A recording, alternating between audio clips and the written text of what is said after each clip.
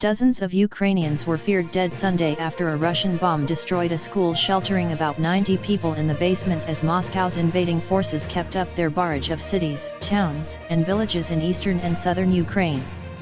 The governor of Luhansk province, one of two areas that make up the eastern industrial heartland known as the Donbass, said the school in the village of Bila Horivka caught fire after Saturday's bombing. Emergency crews found 2 bodies and rescued 30 people, he said. Most likely, all 60 people who remain under the rubble are now dead, Gov. Surai Hayday wrote on the Telegram messaging app. Russian shelling also killed 2 boys, ages 11 and 14, in the nearby town of Privilia, he said. Since failing to capture Ukraine's capital, Russia has focused its offensive in the Donbass, where Moscow-backed separatists have been fighting since 2014 and occupy some territory.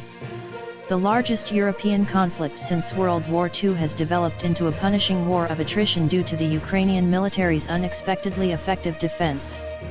To demonstrate success, the Russian military worked to complete its conquest of the besieged port city of Mariupol, which has been under relentless assault since the start of the war, in time for Victory Day celebrations on Monday. A sprawling seaside steel mill is the only part of the city not under Russian control. All the remaining women, children, and older civilians who had been sheltering with Ukrainian fighters in the Azovstal plant were evacuated Saturday. The troops still inside have refused to surrender. Hundreds are believed to be wounded. After rescuers evacuated the last civilians Saturday, Ukrainian President Volodymyr Zelensky said in his nightly address that the focus would turn to extracting the wounded and medics.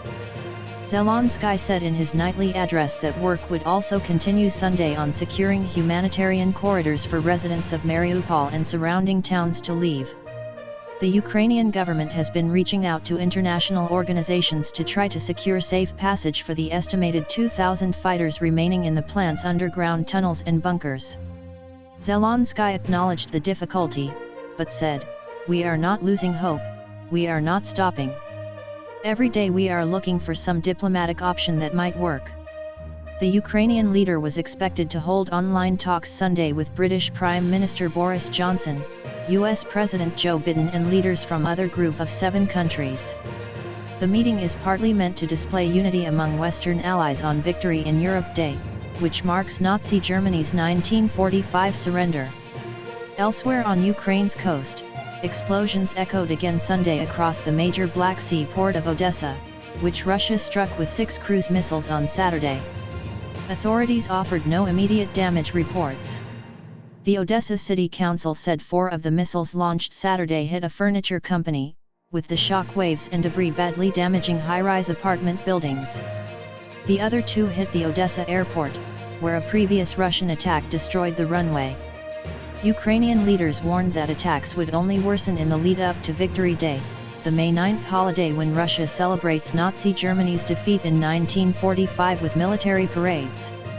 Russian President Vladimir Putin is believed to want to proclaim some kind of triumph in Ukraine when he addresses the troops on Red Square on Monday. In neighboring Moldova, Russian and separatists' troops were on full alert, the Ukrainian military warned. The region has increasingly become a focus of worries that the conflict could expand beyond Ukraine's borders. Pro-Russian forces broke off the Transnistria section of Moldova in 1992, and Russian troops have been stationed there since, ostensibly as peacekeepers. Those forces are on full combat readiness, Ukraine said, without giving details on how it came to the assessment. Moscow has sought to sweep across southern Ukraine both to cut off the country from the Black Sea and to create a corridor to Transnistria. But it has struggled to achieve those objectives. In a sign of the dogged resistance that has sustained the fighting into its 11th week, Ukraine's military struck Russian positions on a Black Sea island that was captured in the war's first days and has become a symbol of Ukrainian resistance. Satellite photos analyzed by the Associated Press showed Ukraine targeting Russian-held Snake Island in a bid to impede Russia's efforts to control the sea. A satellite image taken Sunday morning by Planet Labs PBC showed smoke rising from 2 sites on the island. On the island's southern edge, a fire smoked next to debris. That corresponded to a video released by the Ukrainian military showing a strike on a Russian helicopter that had flown to the island. A Planet Labs image from Saturday showed most of the island's buildings, as well as what appeared to be a Cerna-class landing craft, destroyed by Ukrainian drone attacks.